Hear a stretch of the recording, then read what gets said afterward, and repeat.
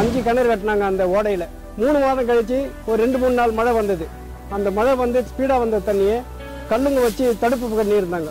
அந்த தடுப்பில் அந்த ஸ்பீடை குறைச்சி அந்த தண்ணி கிணத்துக்குள்ளார இறங்கி பக்கத்தில் இருந்த ஒரு 2-3 கிணறுகளில் வந்து தண்ணி இல்லாமல் இருந்த முன்னாடி, அதன் பிறகு அந்த 2-3 கிணத்துல வந்து தண்ணி கொஞ்சமாக மேலே வந்தது. இந்த திட்டம் வந்தது செய்த பிறகு தான் இதனுடைய நன்மை என்னன்றதை ஊர் மக்களும் தெரிஞ்சுக்கிட்டோம்.